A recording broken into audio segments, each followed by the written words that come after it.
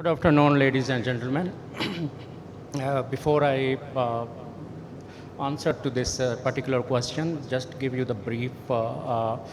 In prison, whatever is there, that is sent by the court, mean by the order of the court through the commitment warrant.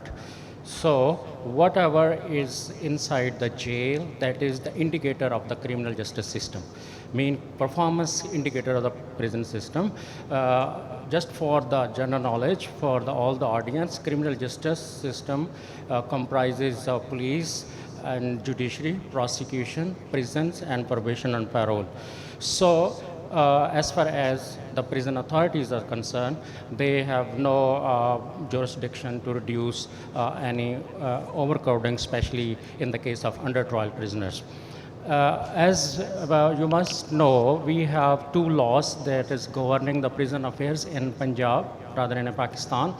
The first law, that is Prison Act 1894, and the second law, that is the Prisoners Act 1900. So under Section 3 of the Prisoners Act, whatever the person is committed to the jail, the superintendent jail cannot refuse to take that person on the basis of overcrowding. It was happening before this promulgation of this act in 1894, that prison authorities can refuse, okay, we are not going to keep this person due to the overcrowding. So this authority was with the government. For the moment, we have no authority to reduce the under trial prisoners.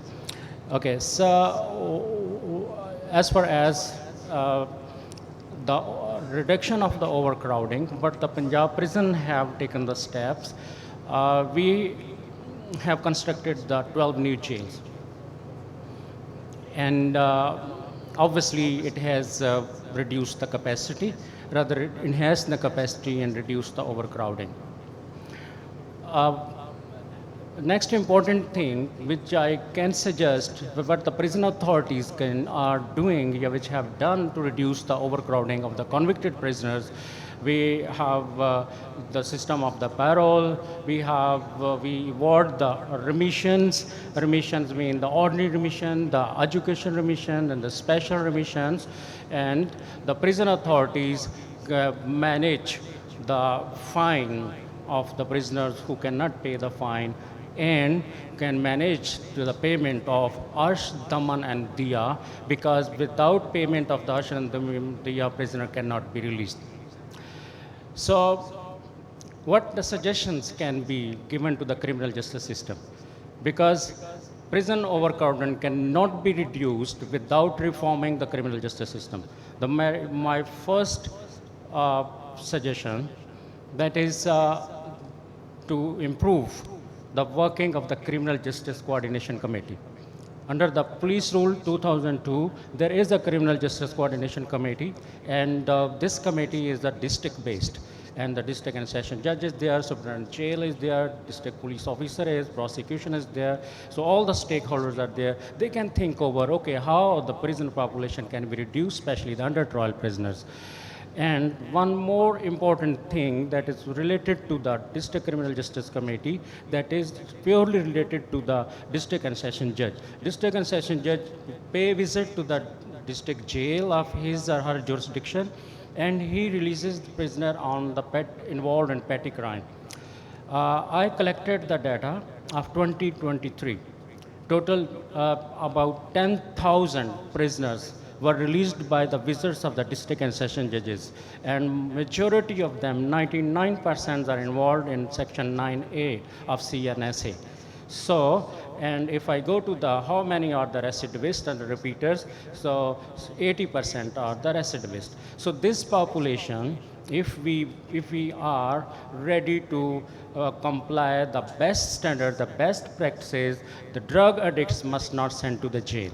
And they must be considered as a drug, as a patients. And under the CNSA Section 52 and the 53, it's the responsibility of the government to establish rehabilitation center. So this 10,000 population of under trial prisoner can be reduced from the Punjab prisons. The next my suggestion is the last time, just 1 month ago, we conducted the survey on the financial status of the prisoners. So 90% prisoners confined in the Punjab prisons belong to the lower strata of the society, and obviously they have not the facility of the competent and effective legal counsel. So in this regard, so this different organization of the lawyers can play very active roles, and prison authorities have engaged and trying to engage the philanthropists to provide the facility of what we call it the pro bono. And recently, we have signed a MOU between Lumps Law School, and we have launched this program of paralegals. And what is the paralegals? Paralegals, they are providing legal education to the prisoners. And first the students learn, and then students teach the prisoners how to file the bail, how to file this appeal, and the basic thing. So the last thing, which would be not the least, under Section 53, we have 10 type of the punishments. So it is a general and a popular theory that the prison doesn't work. And now the criminal justice system has switched over to alternative to the imprisonment.